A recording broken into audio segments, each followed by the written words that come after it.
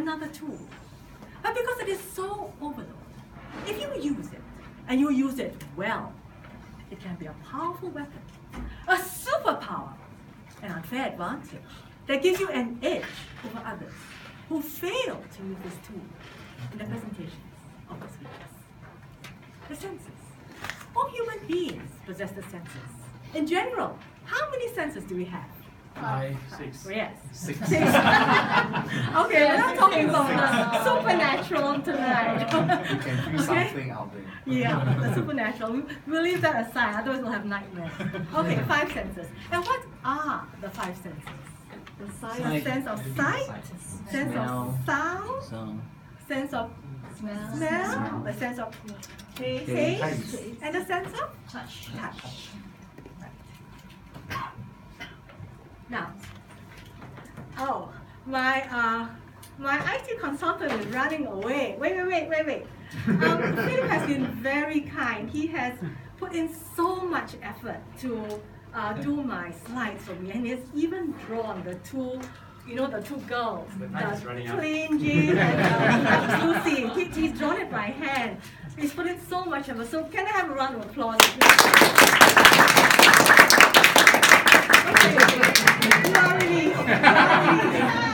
Bye. Who is he? Husband. Myra. Okay, just like any weapon, take a gun. You're not going to use the gun non-stop and indiscriminately, right? Guys, those of you who've done NS, when do you use your gun? When? Nobody knows how to use a gun? Only I know. You use a gun when you face your enemy, right? And how are you going to use your gun? By aiming carefully, right between the eyes, straight for the heart. You want to make every bullet count. The same with the senses. In the case of the senses, what's your enemy? Your enemy is the flat, dull, plain Jane parts of your script. So you will use the senses to add color, energy, vitality, creativity, originality, to raise those flat, dull, plain Jane parts to creative, energized, luscious, Lucy level. Now, I'm not the only person who places importance on the senses, I was supposed to give this workshop in August, and there was something happening in August that was driving Singapore crazy. Not the Pokemon stuff, before that. It was making people line up for hours to buy that bak chor mee. Recall? The Michelin stars, remember? Now, this is a still of a video of the queue to buy that bak chor mee. It's a still of a video because a fight broke out because someone tried to jump the queue. That's how greedy human beings are. But coming back to a message, how did those judges give out the Michelin stars? What tools did they use? Think about it for a moment. They would have used the 5 senses, exactly. They would have used the sense of sight, presentation, the sense of smell, the sense of taste, the sense of touch, texture, the sense of sound, crunch. So the senses is something that we take for granted in our everyday lives. It's so intrinsic in us as human beings. And when you use the senses in your speeches, your audience, both on a conscious and subconscious level, can't help but connect with you, relate to you, because it is just so innate in us as human beings. Now, on a separate note now, I'd like to mention something because I've been noticing it for quite some time, and I think this is useful, more useful for those of you who are still working on the basic manual. A speech can basically be broken up into 2 parts. There is the message part, and then there is the packaging part. The message is the core story that you want to bring across to your audience. The plain Jane part, let's put it that way. And then you have the packaging part, the luscious Lucy part, the 5 senses, the literary devices, the body language, the polish, the creativity as to how you're going to bring across your message to your audience. Now, both message and packaging are equally important in bringing together a good speech. And you can't have one without the other. Now, I'd like to place a bit of time now on the message part. Although that's not the primary focus of my workshop tonight, because I've noticed that it tends to be a little bit overlooked by Toastmasters. The message should be closely aligned with the project objectives of your speech. So for example, you're giving a P5, a movie body speech, and you give a reasonably intelligent speech, but for the entire 7 minutes, you are just rooted to the spot. I'm afraid you are not on message. You have failed the plain Jane part. If you're giving a speech on vocal variety and you give a content-rich speech, but you have absolutely no vocal range, again, you have failed the plain Jane part. You are not on message. Tonight, this room is a substitute room, but the room that we usually have has a stage. So, you know, you're so lucky at Toa Payoh to have a stage. Use the stage to your advantage. So, if you're doing a P5 speech, choose a story that allows you to move your body. Stride from one end of the stage to the other and back again, or move in sections. Have very generous movements of your upper torso. That is being on message for P5. If you're giving a P6 speech, vocal variety speech, choose a story that allows you to have a wide vocal range, from the very strong declaratory tones to the very gentle pianissimo. That's being on message. So when I'm giving you this workshop tonight, I'm assuming that your plain Jane part, your message part is already on message. And then we are moving to the luscious Lucy part, the packaging part. But if you know that your message has not been on message, forget what I'm saying. Go back and rewrite your scripts. Make sure you are on message. Otherwise, this is what is going to happen. There is this saying, putting lipstick on a pig. Basically, it means that your foundations are all wrong. But you put lipstick, gift wrap. It's not going to help. Don't build your house on sand. Your house is going to fall down. You know, in my opinion, the basic manual has been very well organized. And each project is building a different muscle in you, the speech maker. So if you follow diligently the projects, by the time you hit P10, you're going to be a pretty decent speaker, you know. But if you could just ignore the objectives and just tell your own stories, or worse still, rush through those 10 projects just to get those 2 miserable letters after your name in record time.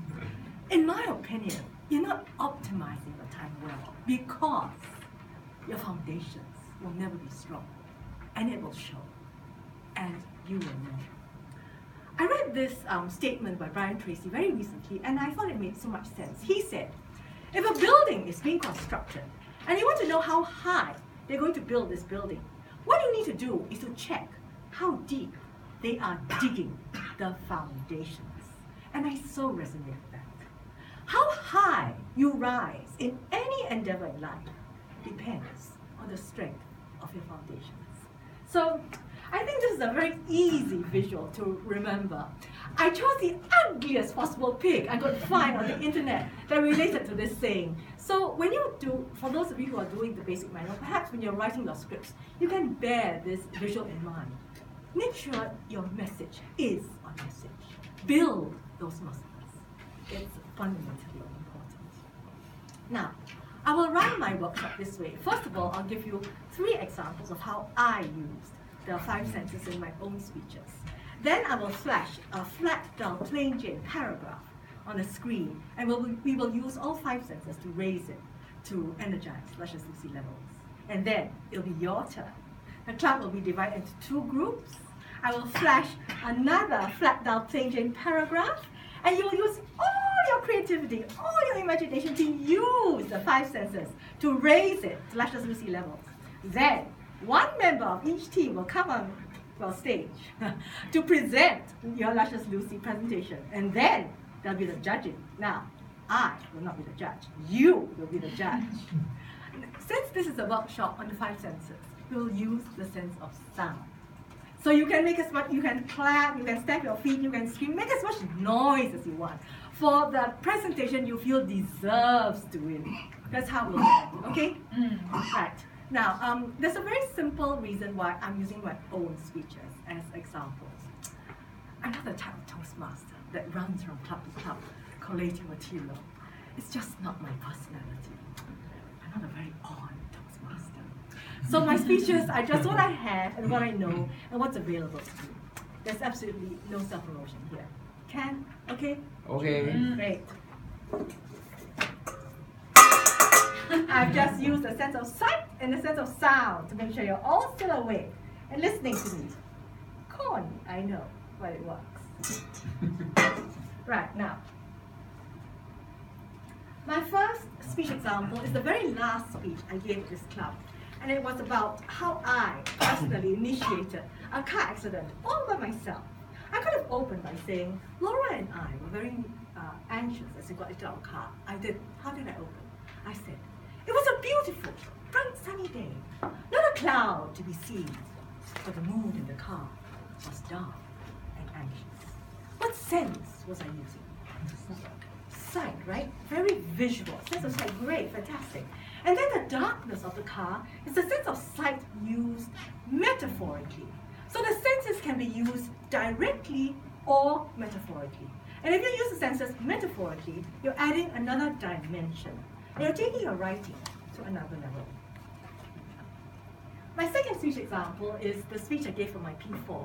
It was about the empty nest syndrome I experienced when my daughters left home for the United States, and how I filled the grief and the void by baking apple pies for underprivileged students. So this was an actual true life event that I went through. And it was my daughter who encouraged me to bake these apple pies because she knew of these students who only had one meal a day, right? So I was baking basically for them to apparently they had trouble, concentrating the next day because they were so hungry. So this is a very needed thing. So it helped me and it helped the students. So in my speech, I wrote, your apple pies are so tasty. And then because I felt I had a very strong message, I wanted to focus and develop my message. So I focused on message, and when I finished my speech, I knew this was a P4. And for a P4, the importance is language and wordplay. And language and wordplay is very important to me.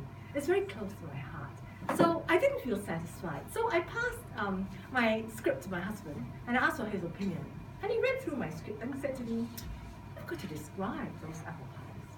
So in the end, what I wrote was, your apple pies are so tasty. The buttery, crispy crust, the fragrance of apple and cinnamon, that calms and excites the senses. What senses are you using? Buttery, crispy crust, sense of taste, and then the fragrance, sense of smell. Now, in the end, I gave this speech both for my P4, P5, and P6. So it was evaluated by 3 completely different evaluators at 3 completely different clubs. Caroline was one of my evaluators. And all 3 evaluators basically said the same thing. I remember they all highlighted this addition, this description of apple pies. I got complimented for writing this, and they all said they could practically taste my apple pies. So you see how impactful the senses can be. It can really hit your evaluator, and your evaluator can't help but mention it in your favor. My third speech is my Boston banana cake speech. And for those of you who were there, I don't think any of you were aware of this, but I very consciously, very strategically strategized to use all 5 senses to hook you in, to entice you to listen to my speech. Now, at this point, I want to mention that when you use the senses in a speech, generally, 1 or 2 senses is enough. Use it and use it well, and it will have the impact that you want. In my opinion, using all 5 senses can be a little bit heavy, a little bit overdone, and unless you're a very gifted writer, it can be a little bit too much. The exception comes when you're talking about food. If you're talking about food, it is perfectly fine and good to use all 5 senses to great effect and for great impact. And that's what I did with this speech. How did I do it? How did I do it? I used all 5 senses. I used the sense of sight. I produced about 8 props, right down to producing this banana cake at the end of my speech for everybody to see, to smell, and to taste. So you're practically tasting the contents of my speech. I used the sense of sound. For those of you who were there, if you recall, I opened my speech as a quiz where I called out the names of cities. And you had to respond by telling me the icons associated with those cities. For example, Beijing, Tiananmen Square, Singapore, Merlion. And then I slowly metamorphosized my speech into an interactive science lesson where I was continuously bombarding you, the audience, with science questions, and I was forcing you to respond to me. And to your credit, you are a fantastic audience. You were able to answer every single science question I threw at you, all except for the last one, where I required the word hygroscopic. And that's very understandable, because if you're not a chemistry student, you might not know the word hygroscopic. So this was a very interactive session. There was a lot of sound, sense of sound, and correspondingly, there was a lot of energy. And energy is very important in a speech. It's what compels your audience to continue to listen to you. I used the sense of smell. What did I say? I said, make sure your bananas are overripe. The riper the banana, the sweeter it is. And the more intense its fragrance when it is baking. The other sense of smell. Sense of touch. Now, this is an actual banana cake recipe that was created by a Harvard applied mathematician and economist in Boston. And she decided that she'd rather be a baker than work in management consulting. And she's done so well that she now has 4 patisseries, all in Boston, and she's added on a restaurant. So she sells this banana cake. It's one of her signature dishes. So I made very clear that her banana cake is very different from any banana cake that you can find in Singapore. So what did I say? I said it is more dense, it is more moist, and it packs a powerful punch. More dense, more moist, sense of touch. And then my sense of taste, my ta-da moment at the end of my speech, where I produced the banana cake for all of you to see. And I remember when I did that, someone from the audience shouted at me, real or not? They could not believe what I was doing. They thought I was presenting a fake cake. So you see, guys, because this tool is such a different tool, there's so much scope, there's so much potential to take your speech and your audience to places that you've never been before. My daughter, who was an undergrad at Stanford, she very recently, just a couple of months back in May, she took part in a creative writing competition organized by Stanford. So this was an international competition. So Stanford had Pulitzer Prize writers in the judging panel. And I was very happy to learn she got the top award. She used the 5 senses very cleverly and very out of the boxly to create something very different. And it clearly resonated with these very esteemed judges. They are Pulitzer Prize writers. So never underestimate the power of the senses to hook your audience, to connect them with a message, and to seduce them, both consciously and subconsciously. Now, I'm about to get into my practice exercise. So, my sample exercise. So, the 2 presidents want to arrange the club into 2 groups so that you can listen competitively. So basically like that. So the 2 presidents on one side. Reassign to Caroline, who's a very visual person. Okay. As a facilitator for this group. Huh?